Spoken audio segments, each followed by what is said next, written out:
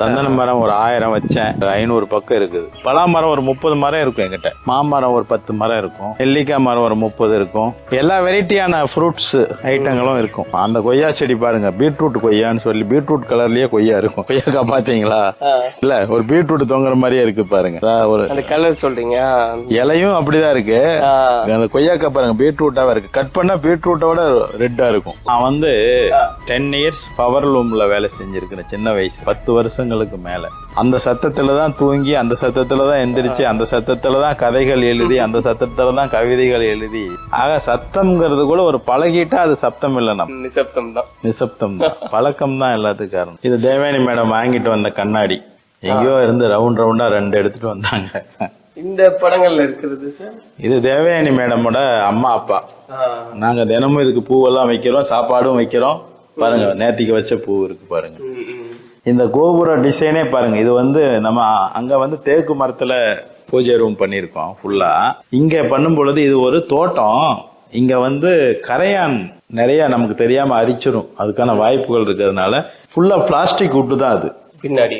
Plastic இதுதான். அதுக்கு மேல இருக்கிறது சிமெண்ட் தான். அந்த ஆர்ச்சுகள், அந்த ஓம் கூட சிமெண்ட் தான். அதையெல்லாம் வாங்கி தனியா பிட் பண்ணிட்டோம். ஒரு கோபுரம் டிசைன் பண்ணிட்டோம், எல்லா போட்டோவும் வச்சுட்டோம். ஆனா இது கரையான்கள் தொட முடியாத ஒரு இடம். ஆனா பார்த்தா டக்குன்னு உட்டு மாதிரிதான் தெரியுது, ஆனா உட்டு இல்ல. இந்த ஃபேமிலி ட்ரீ இது வந்து ஒரு ப்ராஜெக்டுக்காக பண்ணது. இது இந்த தேவயானியோட ஃபேமிலியோடைய பெரிய ஹிஸ்டரியான ஃபேமிலி. அவங்க தேவயானியோடைய பாட்டியோடைய அம்மா அப்பா. சரியா? மஞ்சேஸ்வர்னு அவங்களுக்கு பேரு. அவங்க வீட்டோட பேர்ல வருவாங்க. மஞ்சேஸ்வர் அவங்களுடைய இல்லம். கோவா பக்கத்துல மேங்களூர் கத்திரி இருக்குல்ல, அந்த ஊரோட ஆளுங்க அவங்க மஞ்சேஸ்வர். இவங்க தேவயானுடைய அப்பா இருக்கிறாரு இல்லையா, அவர் தான் இவரு ராமகிருஷ்ணா பெட்டார்பேட். அவருடைய அப்பா அம்மா. இது தேவயானுடைய பாட்டி லலிதா பெட்டார்பேட், அவங்களுடைய அப்பா அம்மா. ஆக இந்த பாட்டி தாத்தாவோட அப்பா அம்மாக்கள் தான் இவங்க 2 பேர். அவங்க தான் அந்த ஃபேமிலில இருந்து இருக்குது. இவங்களுக்கு வீடியோ 16 mm பிலிம் எல்லாம் இருக்குது இந்த வீட்டுக்கு. இங்க இருக்கிற யாருமே இங்க இல்ல, எல்லாமே அமெரிக்காவில எங்க வெளிநாடுகள் போயிட்டாங்க. அந்த காலத்துல 16 mm பிலிம்ல ஷூட் பண்ற ஆளுங்க கல்யாணத்தை, அதெல்லாம் அவ்வளவு பெரிய ஆளுங்க அவங்க. எதுக்குன்னா, இப்ப தேவயானியுடைய ஒரு மாமா தான் சாம் பெனகல்.